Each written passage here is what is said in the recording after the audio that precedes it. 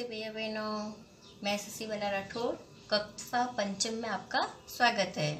आज हम प्रश्नावली 1 में संख्याएं, जिसमें प्रश्न 4 स्थानीय मान, उपयुक्त चिन्ह लगाना, छोटे से बड़ा और बड़े से छोटा सीखेंगे। आपके प्रश्न 4 दिया गया है, नीचे दी गई संख्याओं में 6 व 2 का स्थानीय मान लिखिए। अब आप देखेंगे स्थानीय मान कहते किसे हैं, तो मैंने एक छोटा सा चार्ट बनाया, इसके द्वारा आप पहले स्थानीय मान समझिए। जो अंक जिस स्थान पर होता है उसका अंक सहित स्थान ही स्थानीय मान होता है। जैसे कोई भी अंक है, वो इकाई, दहाई, सैकड़ा, हजार किस स्थान पर है वो हमें ध्यान रखना होता है। इनका मैंने मान भी लिखा है, जैसे इकाई का मान 1, दहाई का मान 10, सैकड़े का मान 100, हजार का मान 1000 और 10,000 का मान 10,000। और एक संख्या से भी आपको स्थानीय मान समझा रही हूँ। जैसे ये संख्या इकाई पर है, ये दहाई पर है, ये सैकड़े पर है, ये हजार पर है और ये 10,000 पर है, तो मैंने इनके मान से इसका गुणा किया। देखो इकाई पर 2 है तो 2 का गुणा 1 से किया, दहाई पर 4 है, दहाई का मान 10 है तो 10 से गुणा किया, सैकड़े का मान 100 है और सैकड़े पे 5 है तो 5 का 100 से गुणा किया, और हजार के स्थान पे 6 है और हजार का मान 1000 है तो 6 का 1000 से गुणा किया, और 3 10,000 के स्थान पर है और 10,000 का मान 10,000 होता है तो इसका गुणा 10,000 से किया है। और इसी तरह हम स्थानीय मान ज्ञात करते हैं। कई बार हमें सवाल में ऐसा भी पूछा जाता है 5642 में 5 व 4 का स्थानीय मान, यानी हमें सभी अंकों का नहीं पूछकर किसी विशेष स्थान वाले अंक का ही स्थानीय मान पूछते हैं। जैसे इकाई दहाई, दहाई पर 4 है तो दहाई का मान क्या है 10, तो हम 4 का 10 से गुणा करेंगे और 40 हो जाएंगे। इकाई दहाई सैकड़ा हजार, हजार पर 5 है तो 5 का हम 1000 से गुणा करेंगे तो 5000 हो जाएंगे। और इसके बाद हम इसका उत्तर लिख देंगे, 4 का स्थानीय मान 40 और 5 का स्थानीय मान 5000। 2702 में 0 का स्थानीय मान, 0 का किसी भी संख्या से गुणा करते हैं तो 0 ही आता है, ये आप सभी को पता है। तो स्थानीय मान भी 0 ही आएगा, 0 का स्थानीय मान 0 ही आएगा, चाहे वो कोई भी स्थान पर हो। जैसे देखो उदाहरण के तौर पे ये 0 दहाई के स्थान पर है तो मैंने इसका गुणा दहाई से किया है, तो देखो 0 का गुणा 0 से किया तो भी 0 आएगा, 0 का गुणा 1 से किया तो भी 0 आएगा। अतः 0 का स्थानीय मान 0 ही होता है, ये आप नोट कर लेना कि 0 का स्थानीय मान 0 ही होता है। अब मैं आपको प्रश्न 4 समझाती हूँ, आप अच्छे से कर लोगे। नीचे दी गई संख्याओं में 6 व 2 का स्थानीय मान लिखिए। तो 6, इसका मान क्या है 1, तो 6 का स्थानीय मान 6।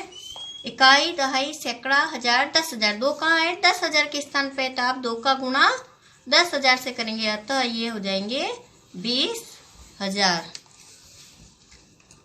अब इसमें देखिए दहाई के स्थान पर 6 है तो आप दहाई का मान 10 होता है तो 10 से गुणा कीजिए, 60 आ जाएंगे। और इकाई दहाई सैकड़ा हजार 2000 के स्थान पे तो आप 1000 से गुणा करेंगे तो ये 2000 आ जाएंगे। तो आपको सवाल यही पूछा गया था 6 व 2 का स्थानीय मान ज्ञात कीजिए।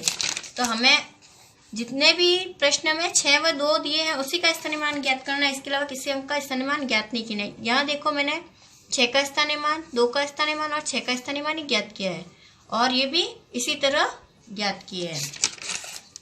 अब है उपयुक्त चिन्ह लगाएं। देखो बच्चों, इधर 2 बैलून है और इधर 3 बैलून है। बोलो आप कौन से बैलून लोगे, किधर अपना हाथ खोलोगे लेने के लिए, 3 बैलून लेने के लिए। चलो अच्छी बात है। इधर 3 पतंग है और इधर 1 पतंग है, आप कौन सी पतंग लेने के लिए करोगे, 3 पतंग लोगे, तो ज़्यादा की तरफ ही आप अपना हाथ खोलेंगे।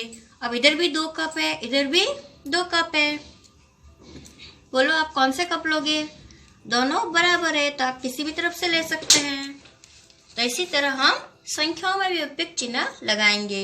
अब देखिए इधर संख्या में उपयुक्त चिन्ह लगाने के लिए सबसे पहले हमें ये 4 अंकों की संख्या है, तो सबसे पहले हमें हजार वाला अंक देखना, इसके बाद सैकड़े वाला अंक देखना, इसके बाद दहाई वाला अंक देखना, फिर इकाई वाला। अब यहाँ देखो दहाई वाले अंक में यहाँ पर दहाई वाले अंक पर आप देखिए 7 बड़ा है 3 छोटा है तो इधर चिन्ह आ जाएगा। इधर देखो हजार में बराबर स्थान है, सैकड़े पे भी बराबर है। दहाई में इधर देखिए इधर 2 है इधर 3 है, तो कौन सी संख्या बड़ी हो गई 3 वाली। इधर हजार में बराबर है, सैकड़े में भी बराबर है, दहाई में भी बराबर है, इकाई में भी बराबर है, तो ये बराबर का चिन्ह आ जाएगा। इधर देखिए आप हजार की संख्या बराबर है, सैकड़े की संख्या बराबर है, दहाई की संख्या बराबर है, तो आप इकाई को देखेंगे, इधर इकाई में 0 है, इधर इकाई में 2 है, तो आप कौन सी संख्या को बड़ा मानेंगे? 2 को। इधर भी आप देखिए 3675, हजार सैकड़ा दहाई इकाई और हजार सैकड़ा दहाई इकाई वाली सारी संख्याएं बराबर है, तो बराबर का चिन्ह लगाएंगे। 9821 है इधर और 9799, और इधर आप सैकड़े वाला अंक देखिए, सैकड़े वाला ये बड़ा है, तो ये वाली संख्या पे आप चिन्ह लगाएंगे। अब अगला क्वेश्चन है आपके छोटे से बड़ा। छोटे से बड़ा यानी आरोही क्रम। ये देखो मैंने कुछ चित्रों के द्वारा आपको छोटे से बड़ा समझाया है कि कैसे हमें संख्याओं को लिखना है। अब इसमें 5 अंकों की संख्या है, तो सबसे छोटी संख्या कौन सी है? 10,000, फिर 1000, फिर सैकड़ा, फिर दहाई, फिर इकाई वाले अंक को आप देखना और उसकी तुलना करना। जैसे मैंने यहाँ पर देखा है 10,000 वाली संख्या और 1000 वाली संख्या में ये 25,000 वाली सबसे छोटी है। देखो इधर 26,000, 37,000, 30,000, तो 25,000 वाली सबसे छोटी है। इसके बाद 26,000 वाली संख्या आ जाएगी, इसके बाद 30,000 वाली और इसके बाद 37,000 वाली। इसी तरह हम इन अंकों को भी देखेंगे। 10,000 के स्थान पे सभी अंक बराबर है। 1000 वाले स्थान को देखिए, इधर 9 है, इधर 3 है, इधर 9 है, इधर 7 है, तो सबसे छोटी कौन सी हो गई? 1000 वाली। 53,000 वाली, 53,907, तो ये हमारे पास ये छोटी संख्या सबसे छोटी ये आ गई। अब कौन सी संख्या होगी छोटी? 57,000 वाली, क्योंकि ये भी 59,000, ये भी 59,000, तो 57,039। अब इन दोनों को हम मिलाएंगे और सैकड़े वाले स्थान को देखेंगे। सैकड़े में कौन सी छोटी है? 307 वाली, तो 59,307, और यहाँ पे हो जाएंगे 59,703। अब आप अच्छे से आरोही क्रम छोटे से बड़ा समझ गए होंगे। अब अगला प्रश्न है आपके बड़े से छोटे क्रम में लिखे, यानी बड़े से छोटा। ये देखो मैंने पेड़ बनाया, ये बड़ा, फिर उससे छोटा, फिर उससे छोटा, और ये आम भी बड़े से छोटे क्रम में जमा है। इसी तरह हमें अंकों को भी बड़े से छोटे क्रम में जमाना है। अब इसमें सबसे बड़ा अंक देखना है, जैसे उसमें हमने सबसे छोटा देखा था।